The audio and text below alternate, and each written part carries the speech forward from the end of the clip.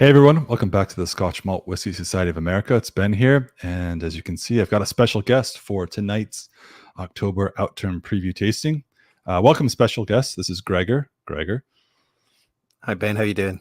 Oh, good. Oh, wow, that is a sultry voice right there. That mic. We were doing an audio test and confirming it's a little loud, but it just means I can hear you more. Move it a little bit. There we go. There you go. How's everyone doing? Gregor is a fellow society member and a friend. We've known each other for a number of years, right? I think. Yeah. We would have met pre-pandemic at an event in the Whiskey Library in Portland. That's right. Yeah, we met. It's how life has come full circle. We met at a society tasting event, and here we are conducting one of sorts. You could say maybe. No, but yeah, I asked Gregor to come on. Obviously, he's first of all, you're the host of the Dram Face podcast, as I understand. And tell us a bit more about yourself and your own personal whiskey credentials, and of course, the accent is detectable. Right? Yeah. Originally from Scotland. Lived in Edinburgh for a good chunk of my life. My career took me away from there. I did 10 years in Germany, and then I moved to the US in 2015. And probably around about that time that I started getting more curious about whiskey. It was always in my house, as a Scot, you couldn't not have a bottle in the house, but I didn't take it serious until, about 5-6 years ago.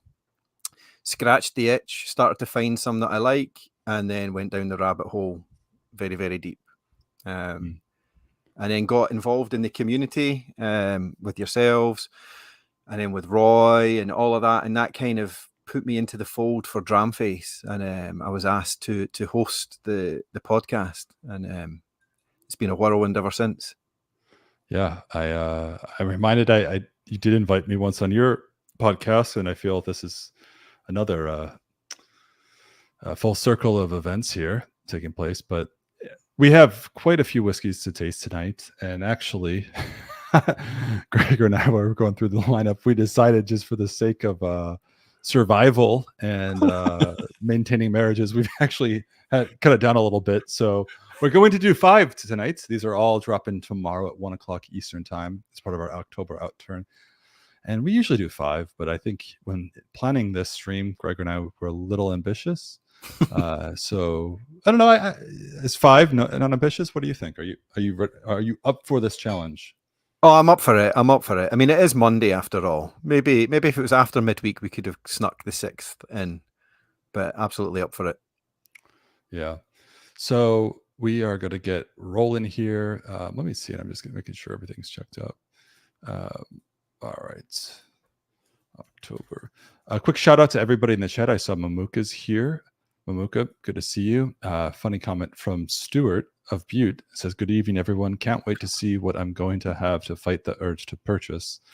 I don't know. There might be. Yeah, there's going to be some urges tonight, I have a feeling, or tomorrow if you're watching the replay.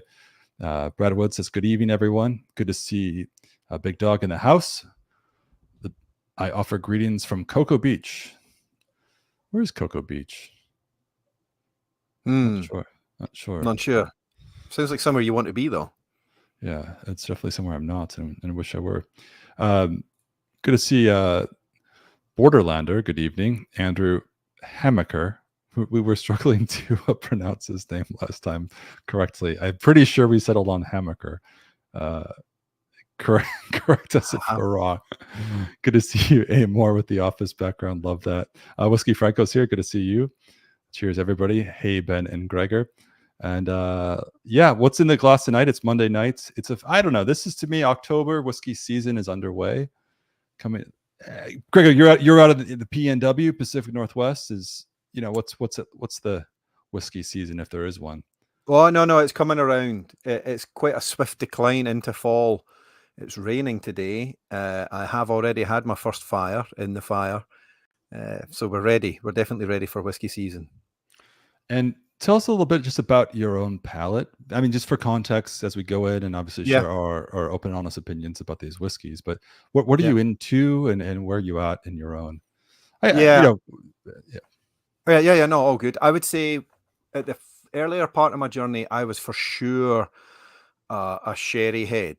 You know, I was all about the sherry bombs and drinking some whiskies that some might say doesn't even taste of whiskey anymore, and it's more a sherry. I would say in the latter 2 years, I have maybe drifted a little more over, and I can start to appreciate an ex-bourbon finished whiskey now, and you know, a maybe a more honest or true expression of whiskey. Dabble with peat. I'm not a big peat lover. I typically need a little bit of sherry balanced out, or to balance out the peat. I would say my peat comfort level is in a sort of Springbank or a Clynleash, so still very timid. Okay. Or a Yeah. Lagavulin. A Lagavulin can in the right time can get me. Yeah. I feel that I went through that sort of similar, I don't want to call it an evolution, but just transitional experience of being really into the sherry cask and then developing appreciation. Probably when I started spending more time in Scotland and actually seeing the whiskey, seeing the production of the whiskey, perhaps I start to appreciate the bourbon casks as, which is something I think I previously wrote off as a little boring or too subtle. And then I went deep in that way. And I think I'm sort of 50. I think I'm neutral now on all things, you know. Yeah. So we'll see. We got a good variety tonight. Some young ones, some old ones, some surprises, I would say. Yeah. Gregor, just before we get going now with the first one, Gregor, you've tasted these. You mentioned at least once, right? Yes, I was a little nervous to come on and try them without going in. And to be fair, it's been a while since I've been in cask strength, so it took me a minute. But yeah, I had a little run through last night. Okay. Yeah, I have not opened these. Actually, no, I just opened the first one. So if everybody watching, this will be my first impression with the whiskeys. And I always like to taste these for the first time live. And then I find that often I'll go back the next day, revisit something, it'll change. And maybe post some opinions on, you know, the old Instagram if it's even worth posting on there anymore. But anyway, let's get into it. I'm just jotting down. I'm gonna have the cask information scroll across. I just realized this is not ready. And let's see the price of this one. Let's see, 93. Okay. I get excited whenever I see an SMWS from this region. I'll say that much as well. Well, I think you are not alone with that, because the first one is cask 93-197, more pirate than puffer. An interesting name, kind of a bit of a challenging name, or a tease. 9 years old, from Campbellton, of course. And this is your region, as you mentioned. First fill ex bourbon barrel.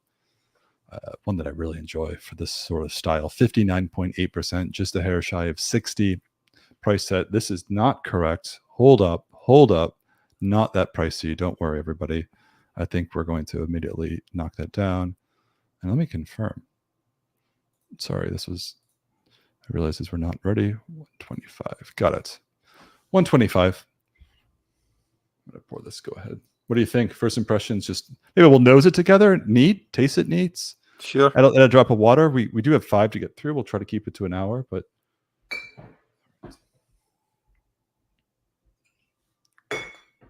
it's great.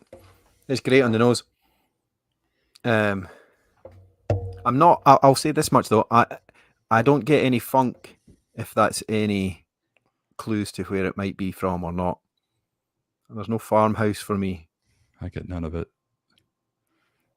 It's bright, loads of vanilla, bit creamy, just on the nose. Maybe a little bit of sea breeze, but it's not overly industrial or maritime. You know, it's warmer than, you know, than I would just based on the aroma. It's warmer than I would expect. Yeah, for a whiskey of this region.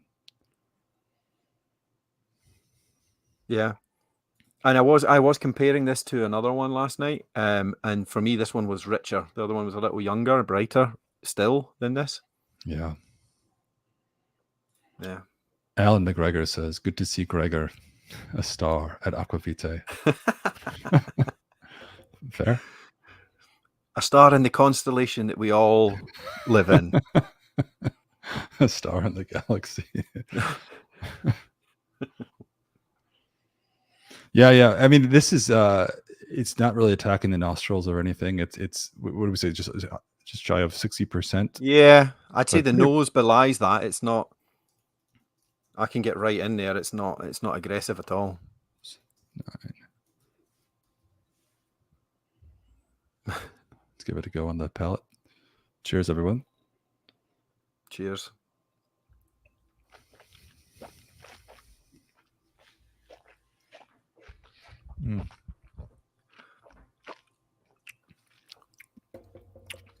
Tell us. Oh, that's good. Very good. See, there's a savouriness there. There is a savouriness that maybe wasn't there on the nose.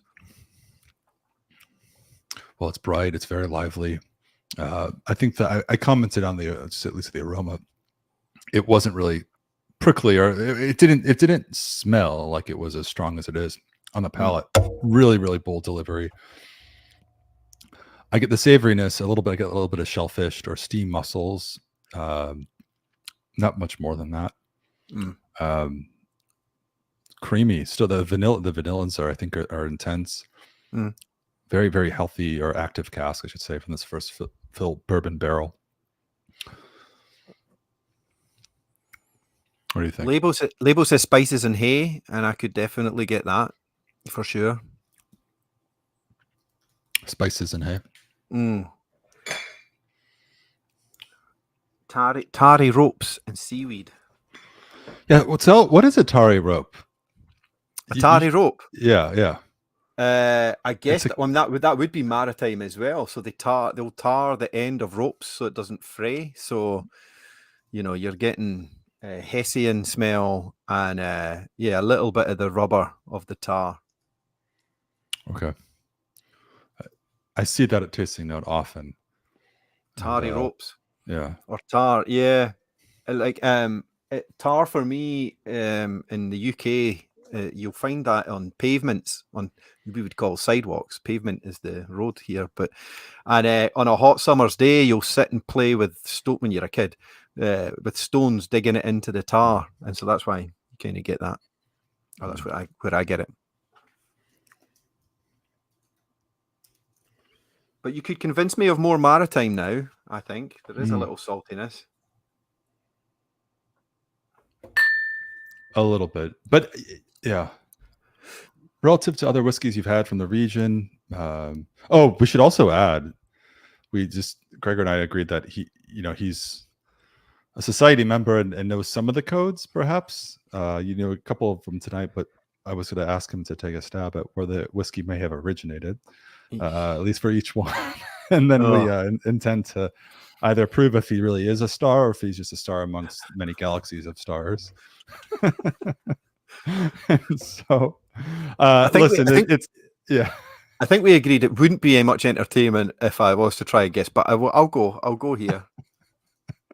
We listen. It's very unsociety-like. We typically shy away from naming the distilleries. One, I think it's just because our whole approach is to focus on the liquid in the bottle and drop any sort of expectations you might have and the influence of branding and marketing. It also allows us to continue bottling whiskey from some distilleries that don't typically bottle by not putting the name on it. So we've adopted that approach. I think it's one of the worst kept secrets in the industry, where the whiskey's from. Oh, I should mention, and we'll get into this. The third one is because a lot of these whiskeys are just so different from the core style of the distillery, and we're now maturing in additional casks and investing in acquiring wood from all over the world, bringing it back to Scotland for further aging. So really creating but when you create something on flavor, it's sort of the spirit was born in a certain place, and that's of course important, but the final product has just become so different. So you want to guess where this one might be from? Well, I've got to say Glen Scotia, I think. Why? Yeah, that's correct. I mean, I'm laughing because there's 3 distilleries working. Exactly. That's the best odds. That was the best odds I was going to have all night. It's. Have you been to Campbelltown or out to? Yes. Yeah. I had the tour in Glen Scotia. Yeah, I think it's a fantastic place, and the spirit. I tend to really gravitate towards. This is our oily and coastal flavor profile, and the distillery puts out different variants of the spirit, unpeated or lightly peated and more heavily peated. I like this sort of unpeated in a first fill bourbon barrel, the duality of the cold coastal spirit, but really in a warm bourbon cask. I think it makes for a great, just a unique, I think, flavor experience. Yeah, so I would say this is a whiskey drinker's whiskey. Yes. Yeah. And I'm looking at the other ones to see if we have other whiskey drinkers. I'd like to think they're all whiskey drinkers whiskey, but I know exactly what you mean.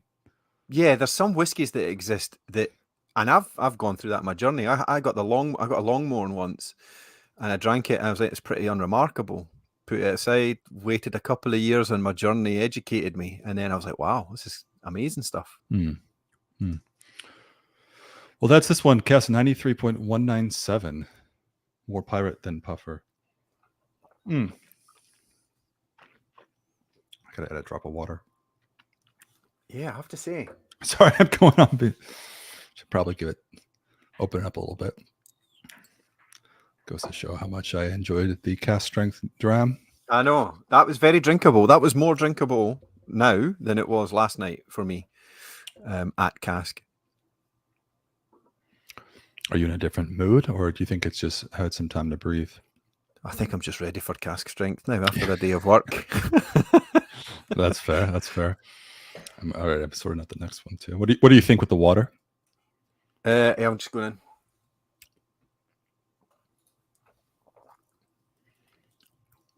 Oh, creamier. Definitely creamier. Yeah.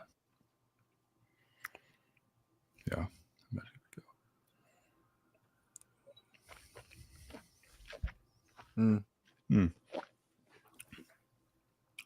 Oh, certainly more refined. A little bit of cocoa, maybe. There's definitely some new notes coming out. It's not just for me, it's not just more. It's not just amplifying the presence of certain notes. It's actually unlocking new ones. So there's a little bit like a pleasing bitterness, the cocoa, or a little bit more spice for me as well. Yeah, I think I prefer it that way. Okay. Well, let's move on, because I know, Gregor, you're really strict about the time, and we'll call out. We've done one whiskey, and we're 18 minutes in. We are going to such a different. Oh, actually, well, yes, we're going in a totally different direction, but you'll appreciate why the direction isn't as different in the end when we talk about it further. But let's go to the next one, which is going to be cask number 112.94, A Stranger in These Lands. I said it every time. One of my favorite names. I haven't tasted the whiskey yet. You can see I haven't opened it yet, but I just love the name. I'm a sucker for the names. It's a 20-year-old Highland distillery of origin, second fill bourbon barrel at 56. Is it 56 even? Yeah, 56.0. 215. I do love the name, and you added the right amount of drama when saying it. I like to try and decipher the name. I like to try and figure out what they were getting at. Yeah. It's probably not the place to start this conversation about this whiskey, but I do consider myself still a member, although I've been with this company now, the business, for 5.5 years. I was a member first, and I do buy the whiskey, even though I get all this one. But I still get excited when I see, just to go show you where the market is, a 20-year-old cask strength, a single cask whiskey for $215. I feel that price is hard to come by these days. Comment if you think I'm completely full of it or biased, but it is what it is.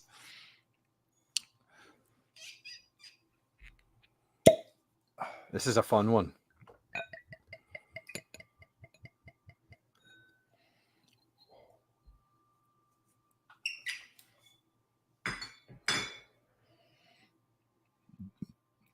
The flavor profile is sweet, fruity, and mellow. And I think just right off first impression, at least in the nose, you've tasted it. What do you think? I did. Well, and this was what the notes I wrote. It was spaced out with a capital Fruit. It was all fruit. For me, it was pineapple and mango is where I landed.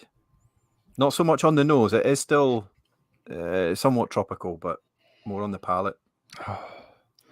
You get like a dusty old books or like a sort of an old library. Well, probably books in a library. It's the books.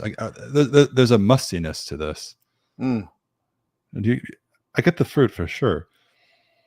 Maybe on the top if I stay away. Yeah. If you stay away as you moved away from the microphone, but kept the glass. Hi, I'll go away. Oh, if I just stay. We are idiots. Okay, let's. I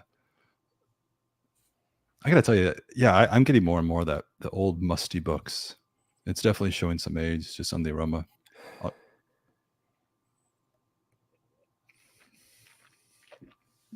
Black licorice whiskey Franco. Oh wow.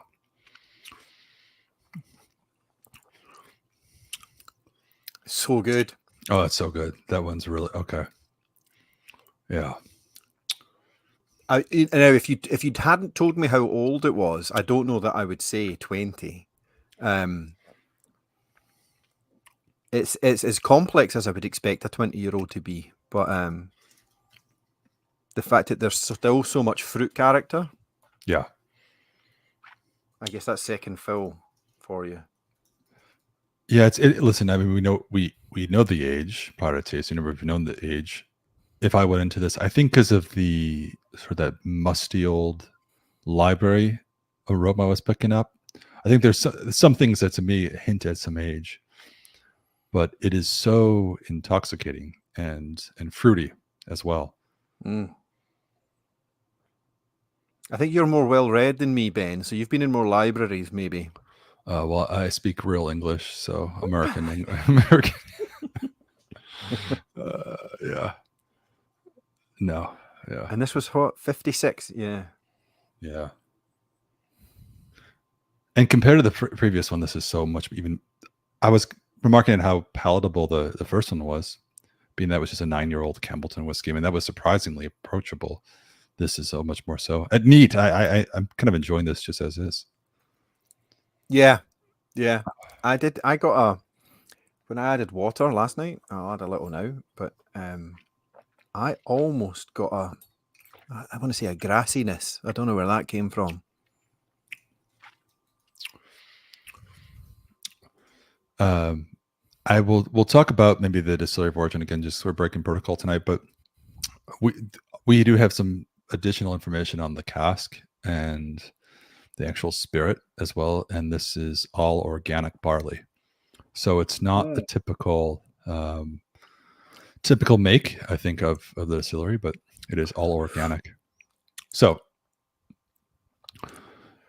knowing that, not I don't expect you to necessarily pick that up. I wouldn't pick that up like, oh, this is organic barley, but do you taste a lot of the grain or the barley itself? I don't know. I don't know if that's what the grassy is. Yeah. I don't know. Maybe. Yeah. All I know is when I asked the Springbank guys what they thought about local barley as they make it, they said they hate it. It's a pain in their production line.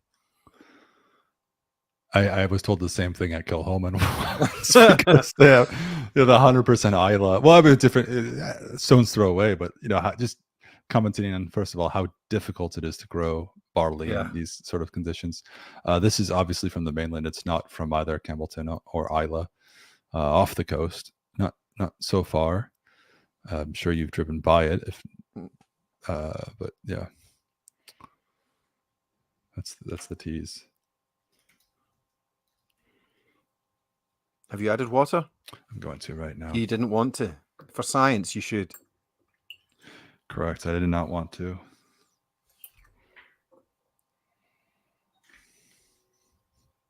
Hasn't changed the nose that much. It's sort of the same experience, just a little bit more subdued.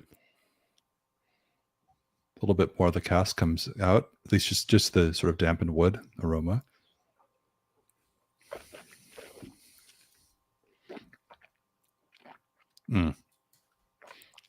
That's so good. This is really good. Okay. Yeah. I am really into this one. You commented the first one that was a whiskey drinker's whiskey. I'm fairly confident if anyone's watching this stream at the Scotch Malt Whiskey Society of America, they're whiskey drinkers. I mean, they're here watching us live on a Monday night. So you reckon this one is as well? Oh, for sure. Yeah. For sure. Yeah. You still get whatever the profile, the distillery profile wants to be, I think, here.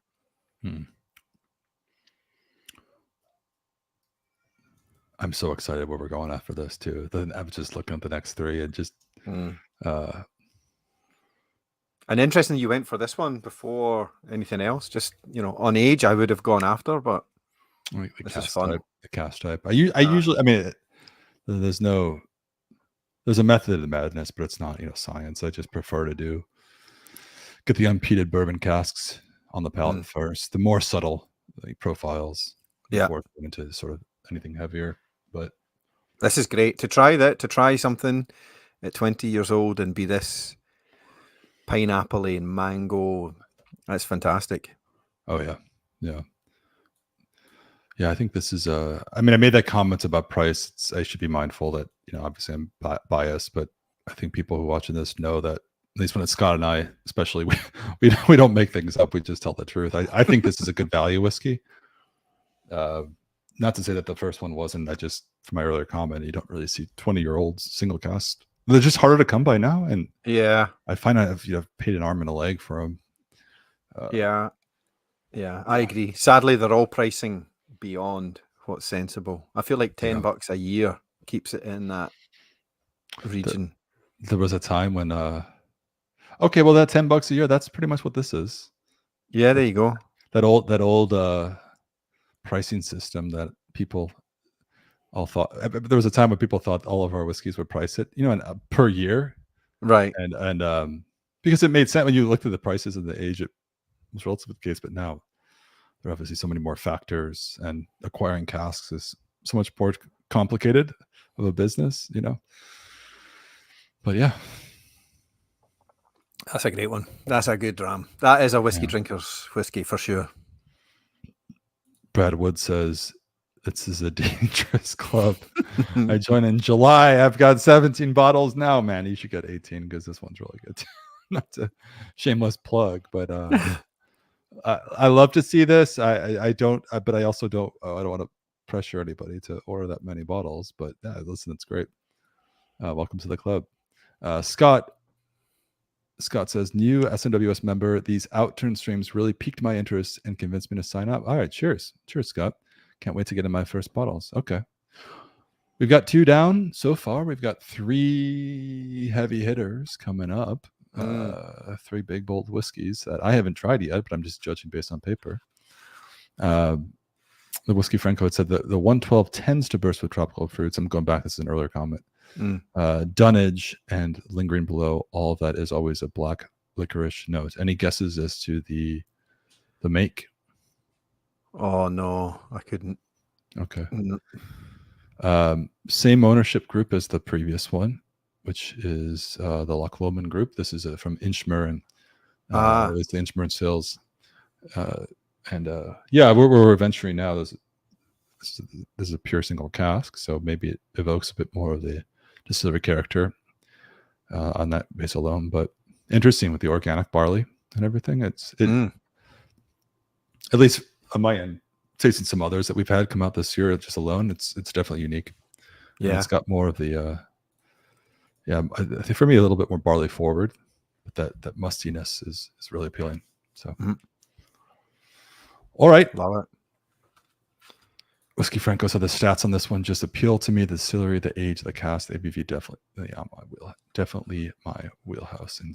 Indeed. All right. The next one is one that Gregor said are deemed a fun one. I think those are your words. You tasted this one earlier. You said this is a fun one. Yeah. So I thought the first 2 were fun. I thought the last one was. That's my idea of fun. Maybe that means I'm boring and you're more interesting than me. I don't know, but Andrew Hamaker says there must be some sherry cast for Gregor in those heavy hitters. Look at that! Look at this glass. You've already poured. Okay, I got to catch up.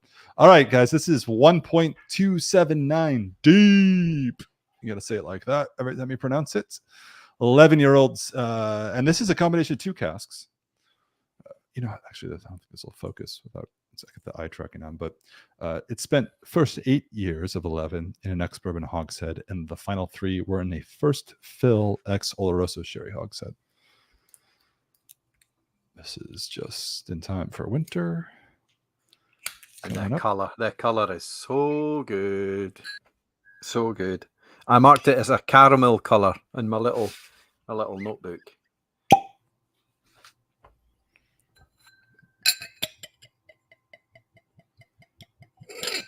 There's one of the best noises on the planet. You know what that color? Oh, you know what that color is? Deep.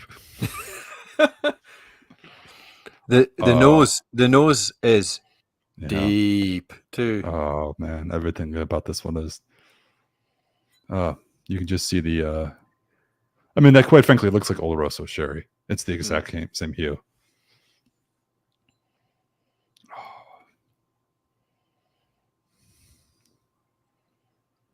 It's great. And clearly, I think you and I have had similar journeys that still the leaning towards anything sherry influenced still feels like home. When you get it, you're like, oh yeah. Being born and raised in Chicago, a place where you have an environment where you have all 4 seasons, winter being 50% of them. This is I think this felt right. The style of whiskey felt right. I've since moved, away obviously to a warmer climate, and I find that there are not as many days where I'm longing for it, but that's probably just because I know what a sherry cask tastes like in the cold weather, Yeah. But Amuka says, do we know how long an Oloroso? 8? Yeah, it was of 11 years. The last 3 were in this first fill Oloroso sherry hogshead. You can just tell it's a very fresh sherry cask. A lot of winter spices, the cinnamon, the nutmegs, the classic. I'm sort of whiskey like this. I'm looking for sort of notes that you expect, and I'm finding everything. The clove, a little bit of pine needles. Very, very wintry aroma. I actually got a little bit of white pepper with fig and date, but a little bit of the, white pepper's just not. It's not as harsh. And after a while, I got varnished wood. Oh yeah, I get that. The varnished wood. I'm not really picking up any sulfur or anything like that. No, I'm not sulfur averse though, so I think it would take a lot to trigger me. I'm the same way. I almost enjoy it sometimes, which I think people will get frustrated when I say that, but I just think it's part of the experience, a part of the whiskey making experience. But I understand. I appreciate that for some people, the taste of sulfur is really off-putting, and they react differently to it. So I'd like to call it out if it's there. Fair, nonetheless. I mean, I think a struck match is one of the best smells on the planet, but again, clearly I'm predisposed that way. Or a borderline arsonist, one of the two. This is probably as classic as a sherry bomb will get, in my opinion. The notes, you can tell there's a fruity spirit beneath it, but this is all sherry. Cheers. Salute.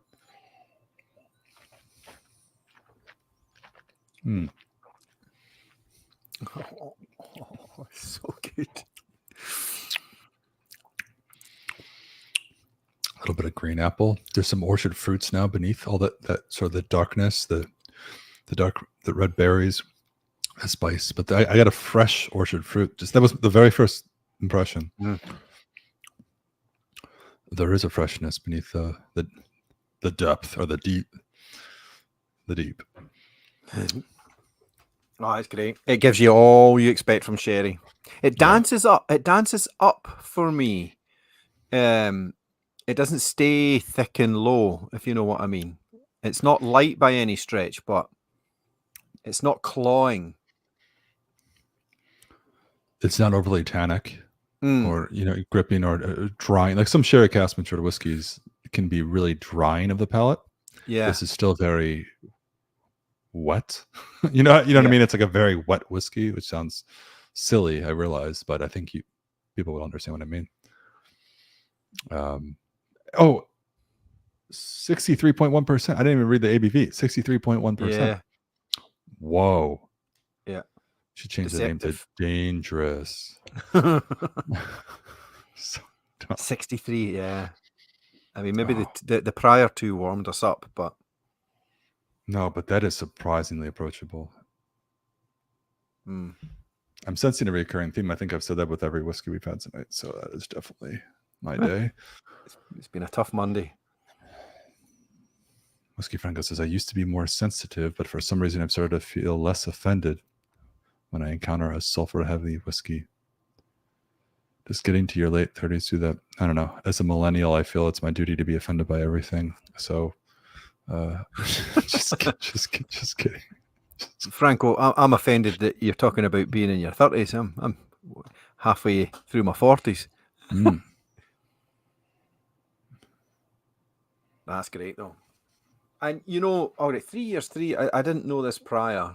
11 years, I wasn't sure how long it would have been in sherry. So I thought it might have, the colour's something. But sometimes if it's not long enough, it packs a sherry punch and then just breaks and falls off. But this doesn't. It delivers. I wonder if this were, 3 years in sherry, if it's been half the time, what that would be like. But also if it went longer, I feel that if it went longer, it would lose the balance. Yeah. Very quickly. I got the Glenturret. Everyone was raving about I would love the Glenturret, and it was over oaked for me. I was pretty disappointed. Too tannin. But I've drank so much I need to add more to have water. Yeah.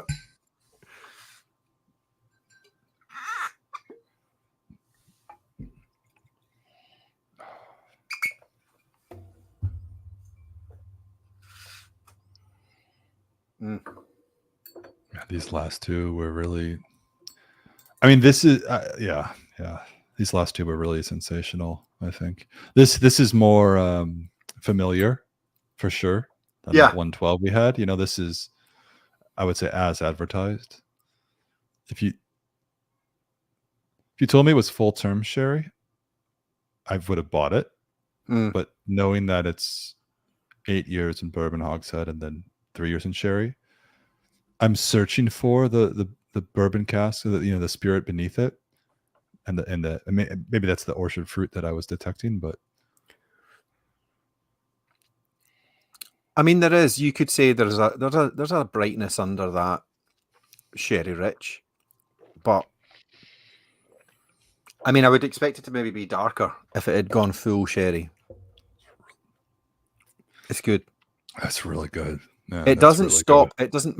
Why I like it. It doesn't stop giving you the sherry goodness and the richness at 11. That's impressive. I know. It's really good.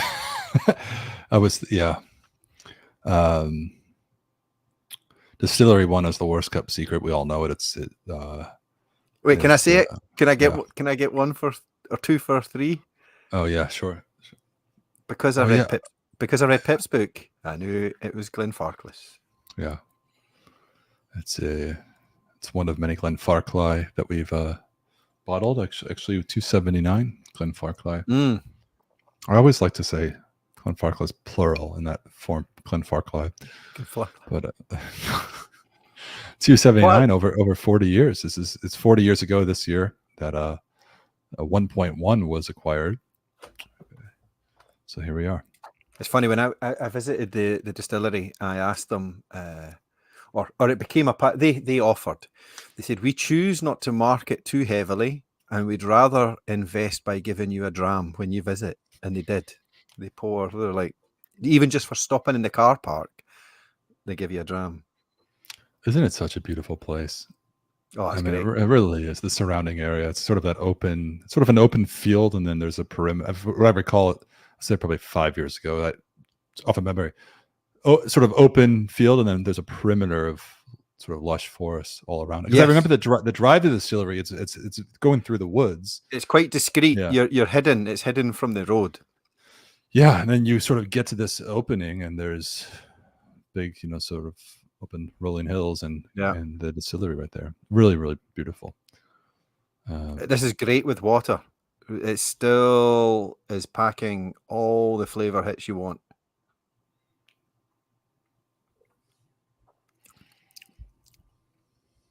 It maybe even balance it. I think it balances out the richness even. It's maybe even more approachable. This is really good.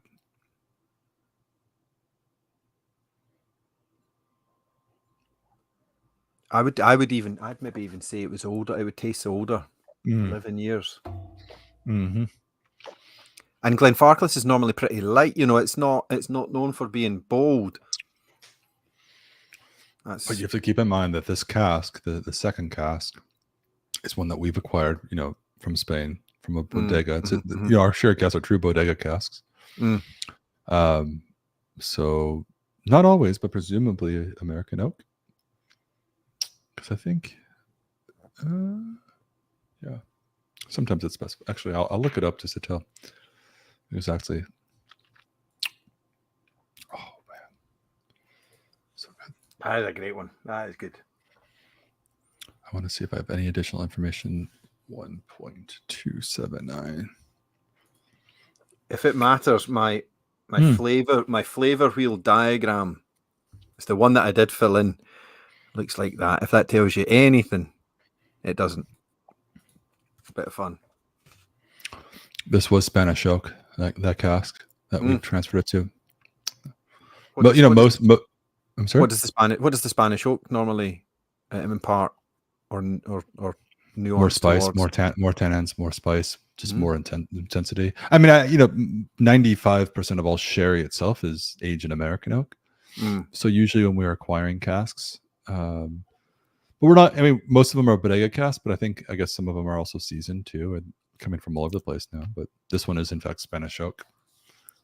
So that's a bottle that I would have to put at the back of the shelf so that it can last longer. If it's too easy to reach for, it's going to be in trouble. Oh, you can do that now. So 2 more to go tonight. Are we good? Do you need to take a drink of water? Or you want to finish that dram? I can tell you don't want to let it go. I'll do both. Is it dry? Mamuka's asking. I don't know if I would say dry. It's definitely not drying. It's not astringent. I think it's a very lush sort of profile.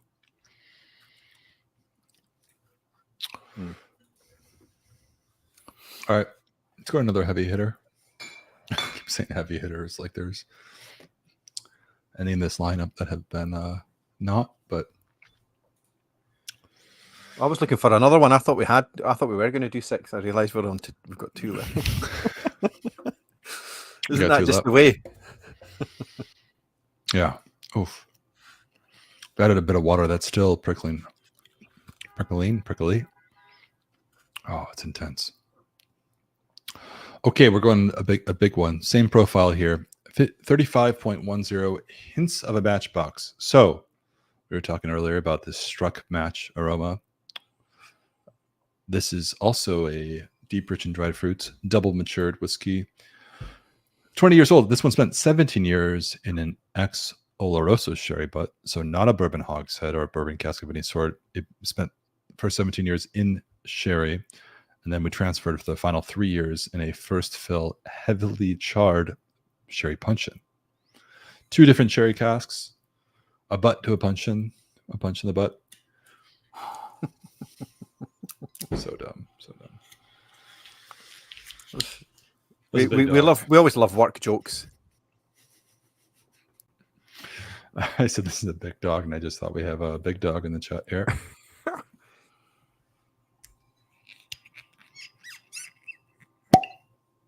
Oh, this is unreal. And it's funny because this is roughly the order I was drinking it. And I was impressed with the 11-year-old. Look at how I'm sorry, Gregor. I didn't mean to cut you off. No, you're good. Sorry, please. No, sorry. I was. Oh, what I was going to say was I was impressed before on the Glenfarclas, and then I sniffed this, and it was lights out. Look how opaque this is. You can't really tell. This is so cloudy, too. Is yours? Yes. Yeah. I wanted to just double check because I want to make sure there wasn't anything wrong in the bottle. No, for sure. Look at how cloudy this is. I've not seen a whiskey in a long time that was this opaque. This was so dark when I pulled the bottle out the box. I thought it was one of the old, like the seriously old bottles, that you don't see into at all. It was I know. Dark. Look at this. There is no light transmitting through, at least here. Okay, there's a little bit. Wow. Oh. This is phenomenal. This is I gotta sit down. I'm already sitting. It's rich, sticky toffee pudding, blitzed with caramel. It's all the things. It's all the darkest fruits stewing away.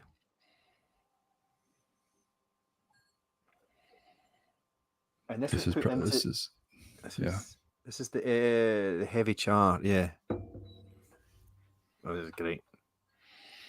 This is probably the most. I don't want to say anything too early. I don't want to call it before I taste it. That would be unwise, but.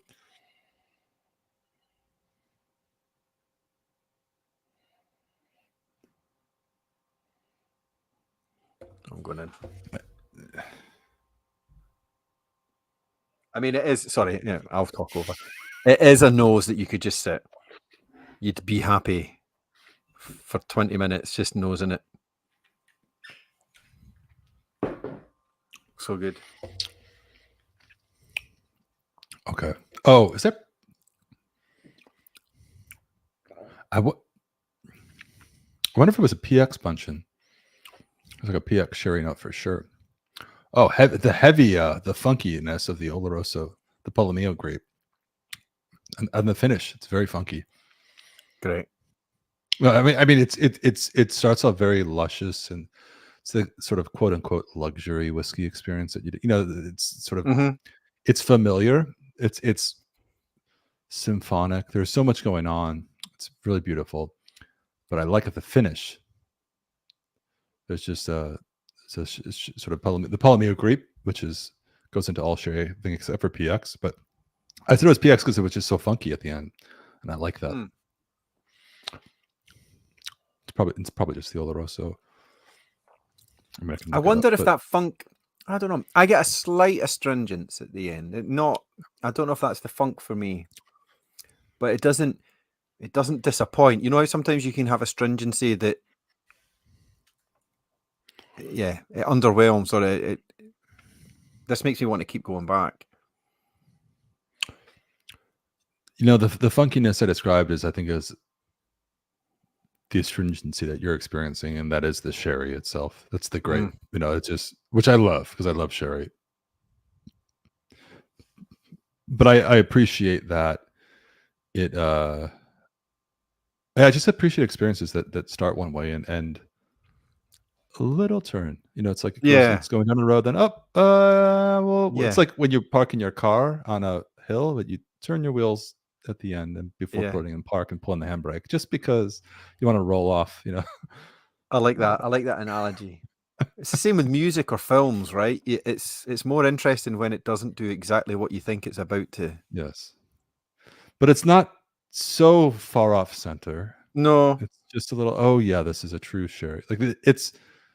Oh yeah, this is a product of this is a whiskey matured in sherry cask, and oh yeah, that is actually the purest, most unique character. That's only true. Okay, anyway.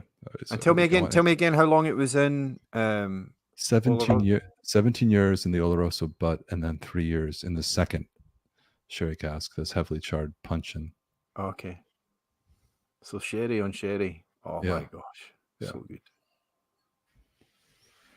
Phenomenal. Really, real meaty spirit too. Pretty viscous. I mean, I still can't get over.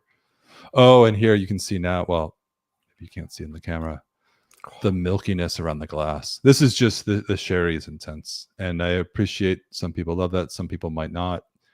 It's really a preference thing. But if you like a sherry matured whiskey, you can just see the milky residue on the glass already from the sherry. And the fact that I can't get over that light is not even penetrating the spirit. Oh, I mean, I know it's a green glass and so on, but you do not see through that glass. You do not see through that bottle. Hints of a Matchbox 20. A Rob Tubman. I don't know why this is funny. I think that's it's like JT. That's I don't know. Maybe I hope that's it. I hope you're a dad, JT, because I do love dad jokes, and that's up for one right there. Wait, you're gonna have to let me. Who's Rob Thomas? He's the lead singer of Matchbox 20. Oh, do you know the band Matchbox 20? Not really. Have you heard of them? Marginally, peripheral. But you've heard of them, right? Yes. Okay. That's all you need to know. I'm a melody. It's hints of a matchbox, and someone just pulled a dad joke and said hints of a Matchbox 20, which is good. Probably not funny to 90% of citizens, but I'm the minority. I appreciate that. Anyway, I think we're sort of waxing lyrically about this one long enough, but. Well, I'll tell you what I did get on this one though. I got if you had an affogato but with caramel ice cream, is what I'm getting. It's that good. One of my favorite foods is an affogato, which for everybody for watching, affogato is just gelato with espresso poured over it, and I always find that if you're consuming affogato wherever you are in the world, it's usually you're usually in a good place when you have an affogato, because I'd say so. Like you don't eat it for breakfast, so you eat it for probably lunch or later on. Anyway, think about it. Let's move on. Last one. I will just say this. This is one that the last one, as enjoyable as it was, we made the comment, all right, let's finish the dram. Let's move on. We both finished it. This one, I've set this down because I don't feel like just finishing it quite yet. No, that's one to savor by a fire when all the jobs are done, the kids are asleep, and your spouse is in bed. And now for the one I feared the most. You feared this one. I actually before I pour this, I want to grab another one because there was one similar. I know there's going to be a question of how does this compare. So let me just reach over.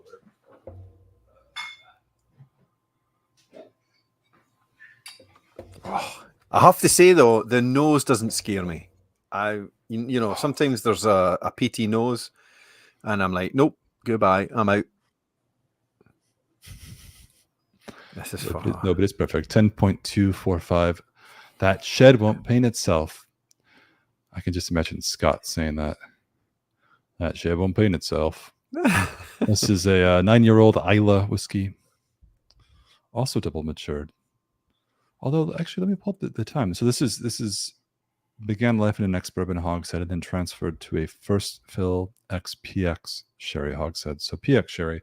I pulled this other one off because I want to see how it compared, but this is actually one that I had, 10.220. One of my favorites from, I want to say, the last year. This was a 7-year-old. I thought it was more similar than this. Actually, yeah, distilled on the same date. But this is a hogshead to an Oloroso hogshead, whereas this new one is bourbon to PX. I'm just laughing at the comments. Sorry.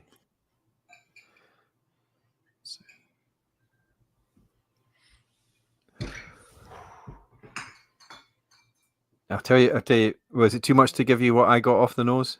Where's my...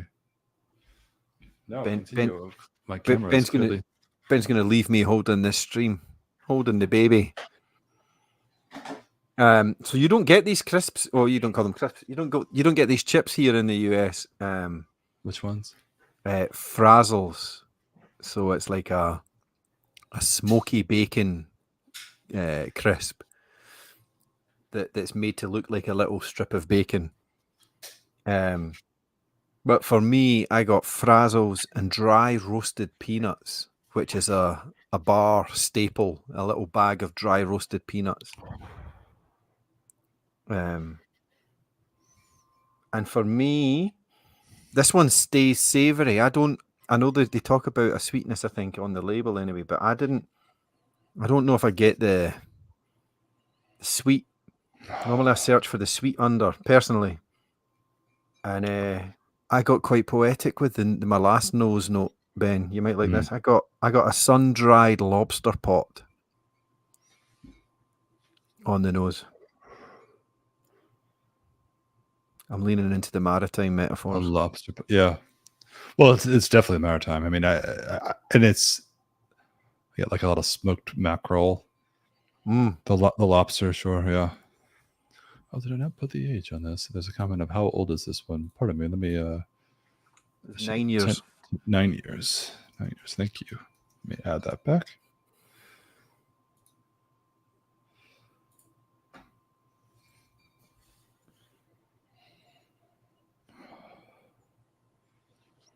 I find in this one the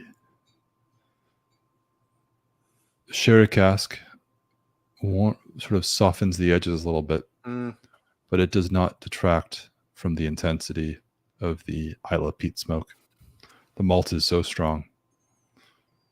It's just adds a layer without, I think, detracting from the character of the spirit. Which is yeah. I was going to say, I don't know if I get sherry on the nose. Yeah.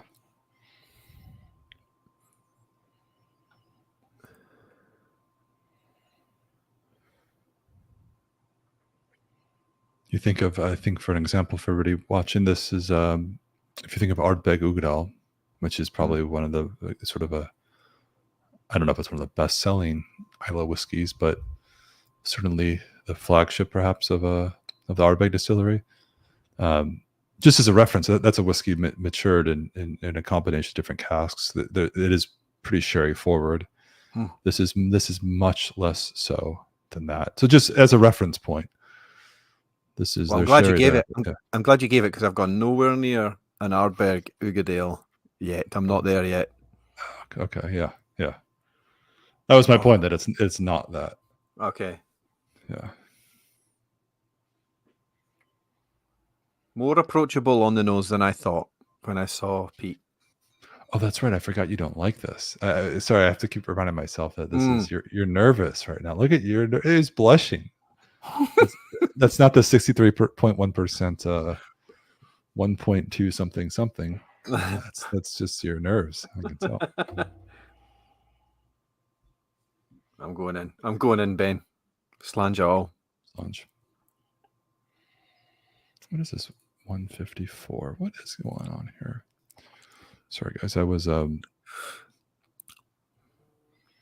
give Scott a hard time. He said he was making these banners, and then I logged on and saw they were not here. So while tasting cast strength whiskey, I proceeded to write all this information out while talking to you live. So there was a couple typos. Or are you just giving a discount? I didn't think I just took $4 off. Wow. Definitely a big wave of smoky char. Keeps coming. And you don't like this because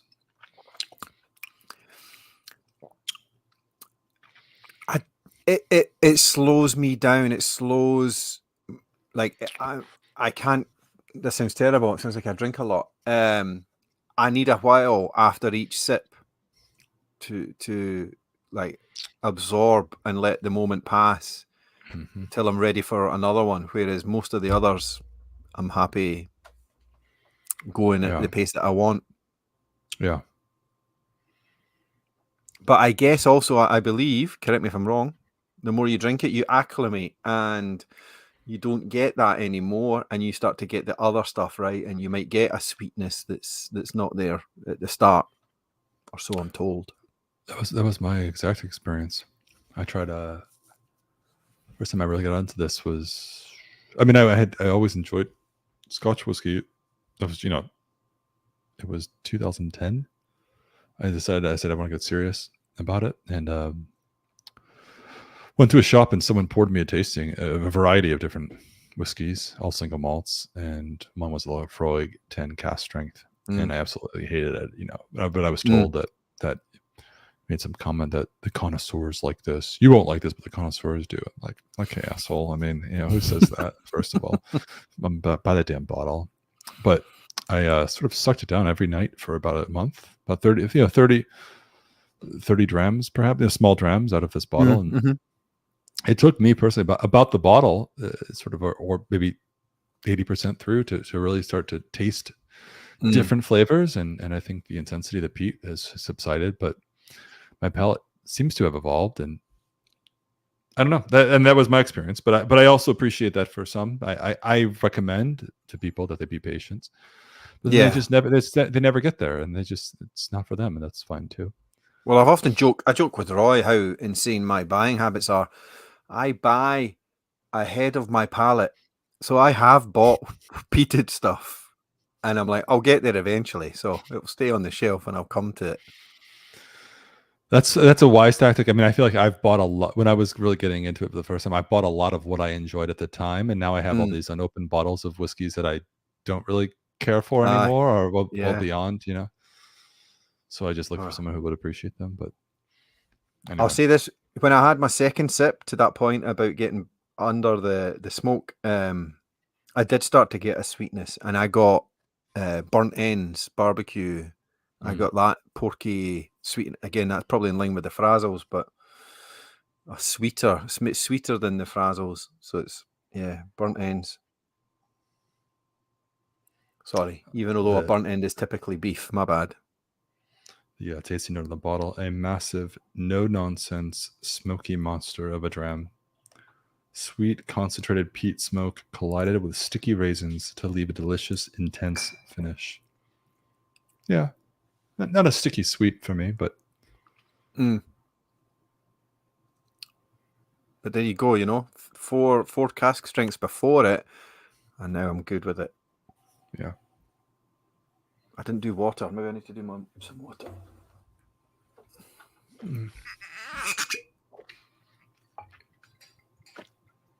How does this rate for a peat bomb then, for someone that's got more experience with peat?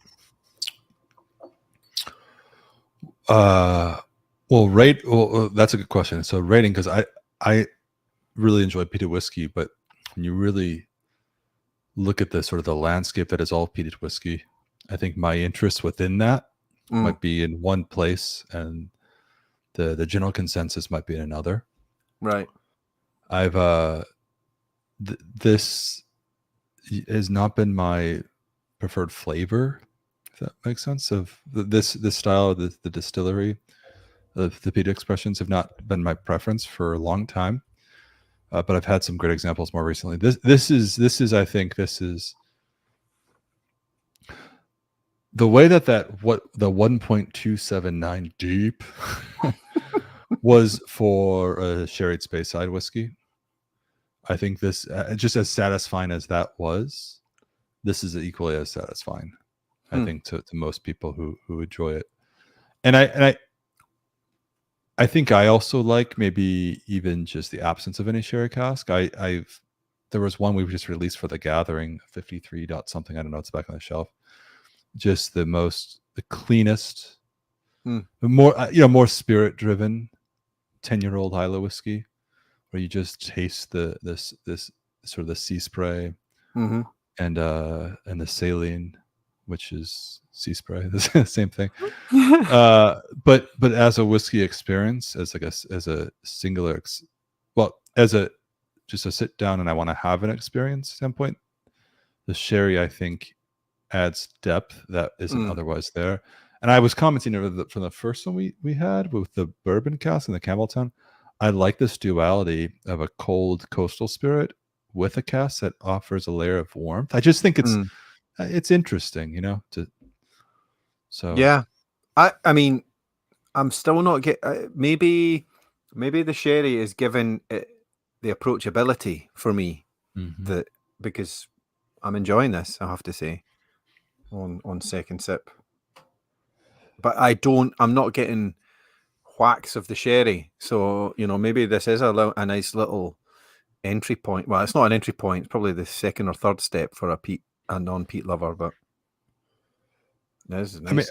I'm curious for everybody in chat to drop a comment if your experience has been this way or different. But I find that if you're getting into peat, whether you're getting into it or you're just trying to experience different expressions of peat that are more approachable, I always find that the two factors that will lend themselves to approachability the most would be either time in the cask, so older whiskeys, or wine, a wine cask of some sort, because it does tend to round out the edges and soften the overall profile a bit. That's just been my experience. Yeah. Can I go with the crowd? Somebody said Buna. Would this be a Buna Haven? I don't know. Is that your guess? I'm going to go with the crowd. I'm going to lean on the crowd to get me over a pass mark. I guess okay. It is. Wow. I wouldn't have said so because most Buna I know is not so peaty. Yeah, this is the heavily peated. Oh yeah, actually this is heavily peated. We have three different peat profiles. Yeah. Oh, we actually have 2 heavily peated whiskeys this month. All right, that's the last one. I want to go ahead and quickly put up the. I had a little list of all the whiskeys here that are coming tomorrow. We've tasted 5 of them, and let's show this real quick, and then we'll round up and go back and just share sort of closing thoughts on the selection and standouts and whatnot. But here we go. This is the list. Everybody, I'll put this up here for a moment and maybe take a screenshot if you feel so inclined. But here's everything coming out tomorrow. Take a look, Gregor. I don't know if it makes sense of this. This doesn't show ABVs, but well, just on name, I love Disney Hold Back, just because it's using Scots. Disney Hold Back. Look at that one, 16.86. Another heavily peated 9-year-old. Yeah, that would be me getting sold just on the name, not the profile. For me, the Campbelltown is a stunner. I think that's pretty unique. And then, that hints of a matchbox is lights out. I'm going to be enjoying that for a long time. I would say that's the whiskey to last years. They all could, but I think that's the most impressive. Let me say this, put it this way: for everyone, you have friends over, they might be in a whiskey, they might not be. You want to blow someone away. That is this last one we've had is. You're going to scare some people away potentially if you don't like that style, but you'll blow people away with that one. Aye. That 112.94, a stranger in these lands, though. I think that's special in a way that it's special for a smaller audience, perhaps. But I think that offered the most unfamiliar characteristics. I think of a whiskey. This 41.154 Black Hole Cosmology. First Chinkopin. Yeah. I know Alistair Day at Rassie's a fan of Chinkopin. Is that right? Yeah. Okay. And interesting, it comes out as Durdiff. Yeah, we've released a few. We've been using this oak quite a bit this year, and by quite a bit, we probably had 4 this year, which was a small percentage, but 4 more than I've ever seen released. Are we getting Durdiff t-shirts made, by the way? Well, I thought we're getting you the heavily peated t-shirt. I thought no, that would be false representation. Oh, clearly I'm a Durdiff at heart. All right. Well, yeah, we'll talk to Scott about that. He's the merch guy. Okay, yeah. So that's the selection. Everything else is coming out tomorrow. Well, actually, they're all coming out tomorrow at 1:00 Eastern. And any final thoughts on the tasting, Gregor? I know we just sort of shared our. No, it seems redundant. There is no bad dram there. I think a couple of really interesting ones for the nuanced whiskey drinker, and then that decadence. That 35 310. Got it here. That'll be my nightcap tonight. Is your glass just covered in clouds? Yeah. Yeah. Look at this thing. You can't really tell. It just looks like a child's fingerprints all over it, but really it's just the residue. But it's not clawing, right? Either, right? You know, one might suggest the other. Man, I don't want to enable anyone on the stream, but those that know me, this 35 is phenomenal. How many bottles was there? Does it say on it? Back up.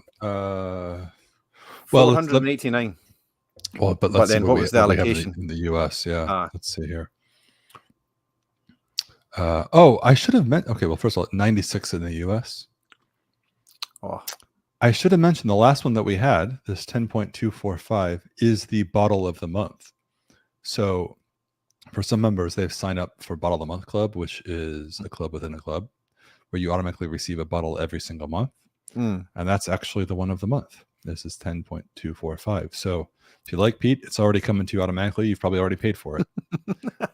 So anyway, thank you all for tuning in. Gregor, thanks for joining for the tasting. I know I twist your arm, but it was a pleasure. So see you. Cheers, Ben. Thanks for watching. Cheers.